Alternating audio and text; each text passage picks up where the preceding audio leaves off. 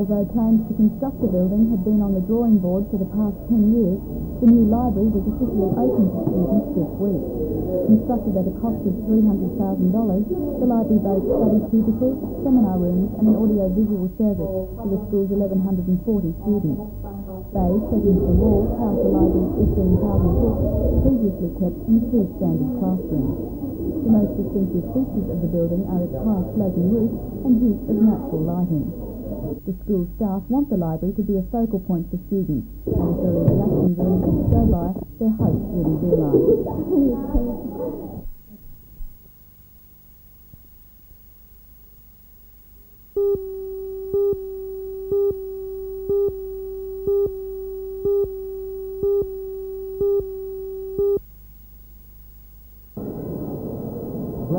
Was the president-elect of the Newcastle Timber Industry Club when he was killed by an industrial accident in 1982. The contest that carries his name was recently voted the best promotion in the South Pacific by the International Timber Industry Club and the Equal Best Promotion International. As was last year, there are categories for high school and tech college students, and now there's a class for the general public as well. It's in that class that the real masterpieces lurk, like the winning entry, a carved telephone table by Frank Howard from Dallas, and this operational spinning wheel by Joe Friedman. The judges were not necessarily looking for complexity.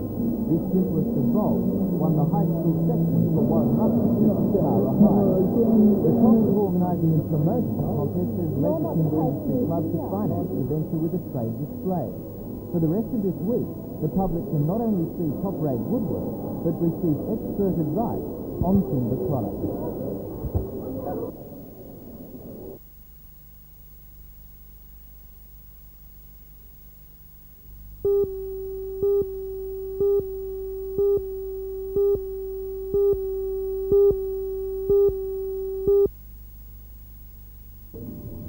The college campus was invaded by 180 secondary school girls today to try a code day as a joint initiative of equal opportunity and participation in equity programs.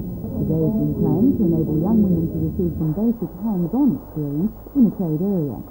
The girls firstly received a basic introduction to the day by coordinator Bronwyn Fields and were addressed by Barbara Pocock from the National Affirmative Action Project. Ms. Pocock said that although the cage area was still very much a male domain, women were starting to break through. Well, we don't know. The day is about choices and options and giving them information which lots of young men have automatically through their upbringing and their access to TAFE and apprentices and so on.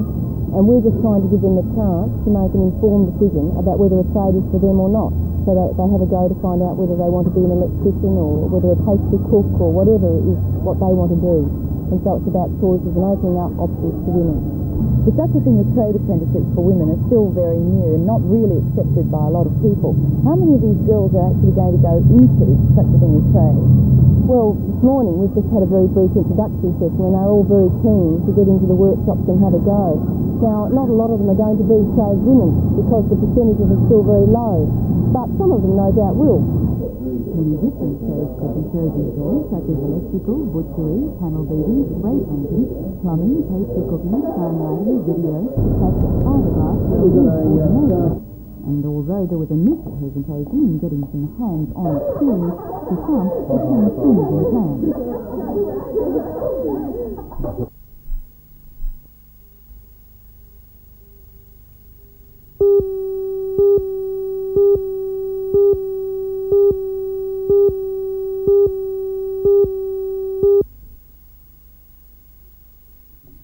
Two coal ships did leave Newcastle Harbour today, each carrying more than 100,000 tonnes. But they took much longer to load than should be the case. A work to rule campaign by TWU members employed at the Port Waratah coal loader being responsible for much of the delay. But even if the port's loaders run at maximum efficiency, the queue of ships off the heads will grow over the next month. No one seems quite sure just why there has been such a surge in demand, but it does mean that to avoid any hold-up, the port would have to load coal at twice the normal rate, and at this stage the whole coal chain is simply not geared to do that. The SRA has been quick to deny it's causing any delays, claiming 40 scheduled coal trains were cancelled last week because of terminal problems. However, the line from Muswellbrook does still have a limited capacity, and as well, individual drivers have been critical of the scheduling of trains, claiming they've been kept waiting for up to 7 hours at a time.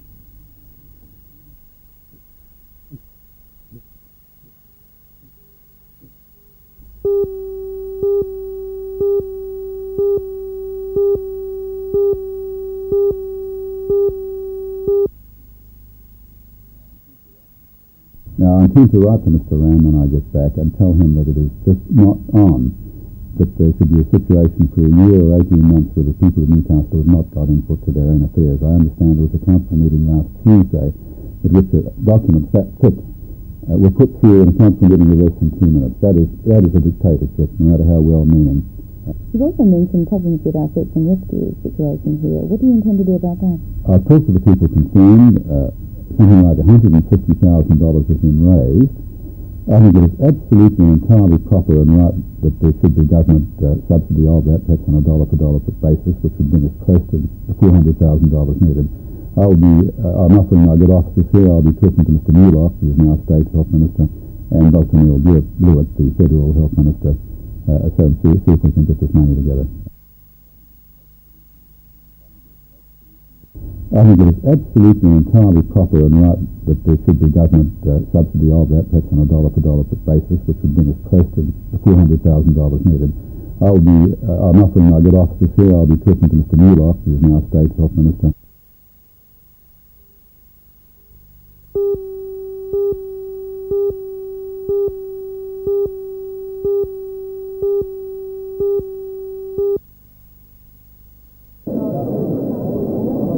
Church service was held today at the St. Nicholas Church in Hamilton by Father Torres to commemorate the church. Following the service, the grounds of the church were filled with colour as the children, dressed in the Greek national costume, lined the way leading to the memorial. Father Zervas then conducted the commemoration ceremony, after which wreaths were laid. Transport Minister Mr. Peter Morris was to lay a wreath, but was unable to attend.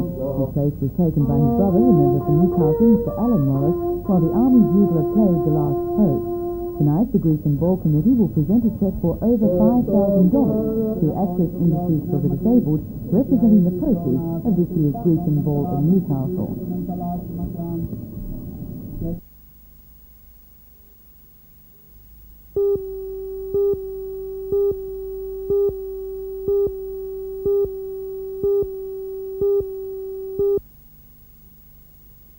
Conducted by Swansea Belmont Surf Lifesaving Club, event got underway at midday at the Belmont 16-foot Sailing Club with a 1 kilometre swim across to the Lake Macquarie Yacht Club. First swimmers for the yacht club was Paul Tromp, followed by Brad Burnley, Brett Delta and John Anderson. Competitors then made the quick change into running shoes for the 4-kilometre road run down the Pacific Highway to the Pelican boat course.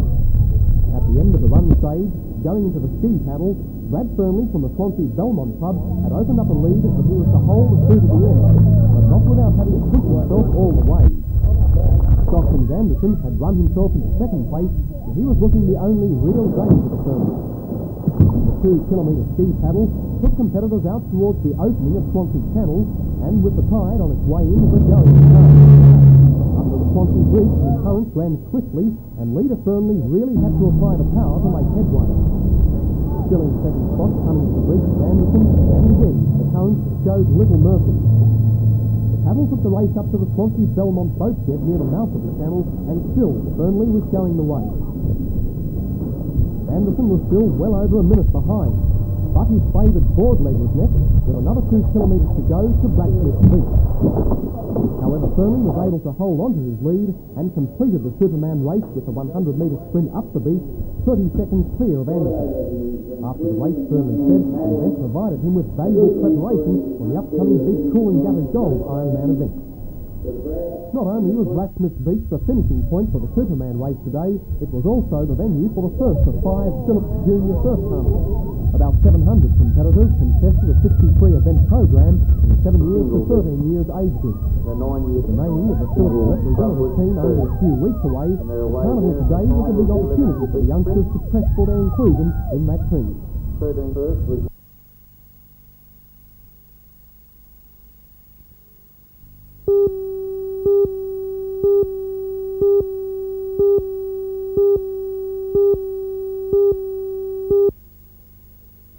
We should protect things such as this that the deals are made, and when you consider that last year Japanese tourists spent $72 million in New South Wales, they are well worth the effort.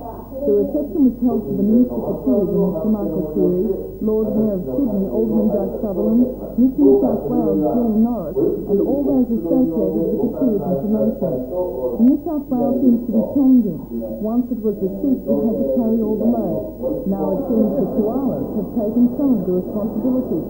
Tokyo has just received 2 koalas, the first to leave New South Wales this century, and the Department of Leisure, Sport and Tourism is hoping that the public treatment will entice even more Japanese visitors to our state. Japan has the money and the numbers to make such promotion worthwhile, according to the spokesman from the department. And just to indicate how much our popularity has grown, New South Wales is now the number 2 spot for Japanese honeymooners, second only to Hawaii. The Giants have gained some of the scope, but they have not developed from the topic to art, culture and Indian mythos.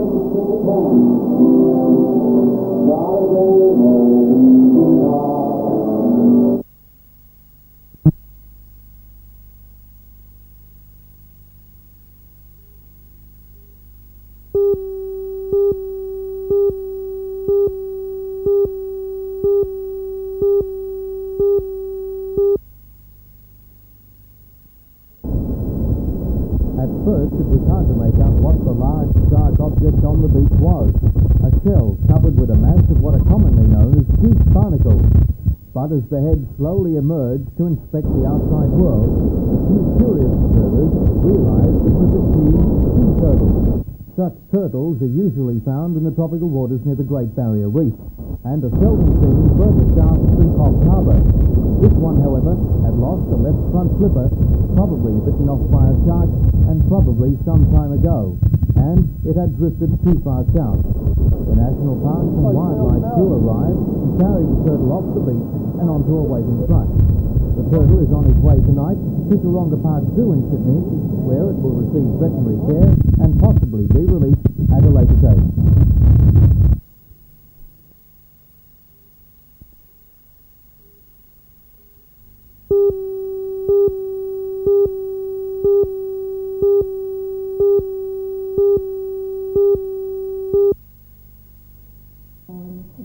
Normal hip replacement operations are reserved for people much older than Jan Windsor, but her uneven hip sockets have left her limping and in pain for as long as she can remember. Friends in Newcastle had seen this operation carried out by a team of doctors at Lingard Hospital on Raymond Terrace man Mr. Boots and told Jan about it. It involved a new type of artificial hip joint which grows into the bone. But Jan's problem was further complicated. Her hip socket had to be relocated as well. This morning, just before leaving for home, she was all smiles, thanking God for seeing her through the ordeal. Because I was on a young age, the hip replacement would only probably last 10 years, so they were a little bit reluctant to do it. And what have they done in this operation? This operation is giving me a new socket, giving me a new hip, perfectly align my socket, so that I'll be able to walk hopefully with the same length in my legs without a limp. What was it like walking before this? Painful, discomfort. Since you were born? No, I haven't had the discomfort all the time, but I've had the limp all the time. But the last 10, 15 years it's been discomfort. What will it mean to your way of life now? I'm looking forward to it.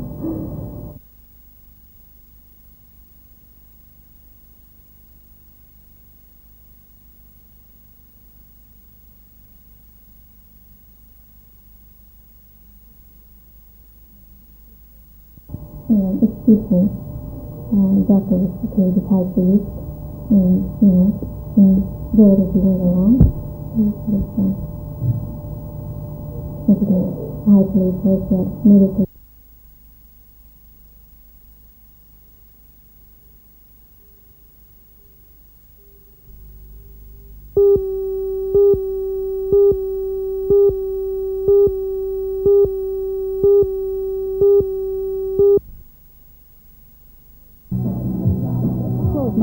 Peter Garrett was best known as lead singer of the rock group Midnight Oil, a band dedicated to expressing protest against nuclear warfare through their songs. Today, that protest has become the basis for a political organisation, the Nuclear Disarmament and Party, the issue which we and must Peter Garrett, answer the and barrister, must address is number one ourselves to candidate if for we're the going to see Senate. this decade out. Despite criticism of the party's single-issue platform, Peter Garrett sees it as its strength. Its platform is based on the most important issue that we face, the issue that is concerning everybody in Australia and everybody in the world, and the issue which we must answer and must address ourselves to if we're going to see this decade out. People see you as an enigma, a hybrid. On the one hand, you're a highly educated man. On the other, you're a rock singer. How do you feel about that? Well, I've never seen myself as a rock star, so I'm glad that you used the word singer. I think I'm just one of these people who doesn't consider themselves anything out of the ordinary. I certainly wouldn't call myself an enigma. I just happen to have liked being in a band. I was in Midnight Oil, and Midnight Oil did these things. And I happen to have a concern about this issue. I'm lucky that I went to university and I got my law degrees and I can speak the language and I can read the books and those sort of things. And that helps me argue the points. But I'm just doing what I reckon I can do, and I'm hoping that everyone else will do what they reckon they can do. And the future of the Nuclear Disarmament Party? Well, we're going to run a very strong campaign up until December the 1st, and after that, it's anybody's guess.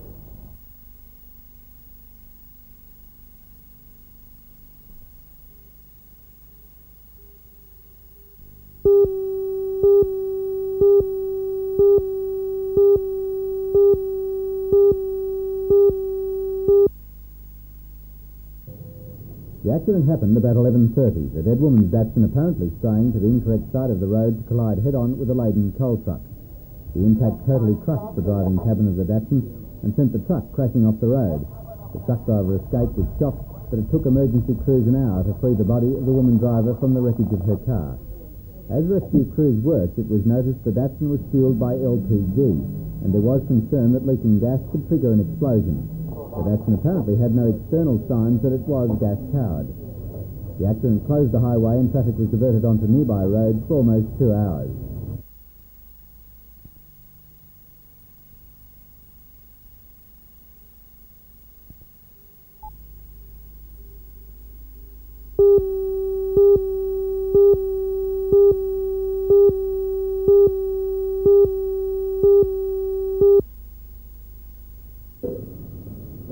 The Australia for Quality seminar was addressed by Mr. Jack Keaveney, the Project Director of Enterprise Australia, and was presented in conjunction with the Australian Institute of Management. Mr. Keaveney tackled the issues of Australia's quality, productivity and competitiveness. He said the view of Australia being the lucky country was in many instances no longer appropriate, and that Australia's position in the Pacific with respect to its technological advancement had changed in recent years. He said in terms of output, it's now lagging behind countries that once succeeded. Mr. Keaveney said one of the strategies the Quality Awareness Campaign promotes is to improve Australia's industry through a total quality control method, a statistical control of quality applied to every aspect of a product manufacture. Major seminars promoting the system are being held Australia-wide.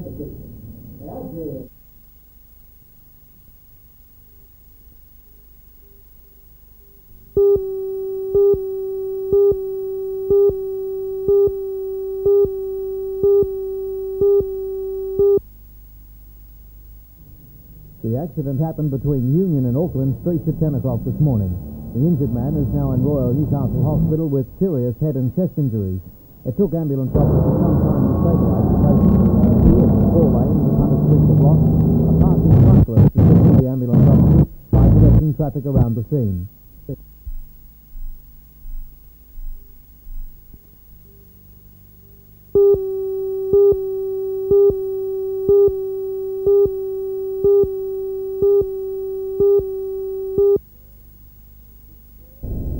This small, unmarked and demountable building in Denison Street, Carrington, is the Newcastle headquarters of the Painters and Dockers Union. Yesterday in Victorian Parliament, Frank Costigan's report was tabled, and it alleges that Newcastle members of that union were involved in concealing from the law Queensland prisoner Robert Griffiths. According to Volume 3 of the Costigan report, Griffiths used an escape route run by the state branch of the union, which took him into union rooms in Brisbane and to union members in Newcastle. The report says Griffiths was convicted of car theft and false pretences. It says he surrendered to police when, in return for his freedom, the union ordered him to help tend a marijuana crop outside Warwick in Queensland.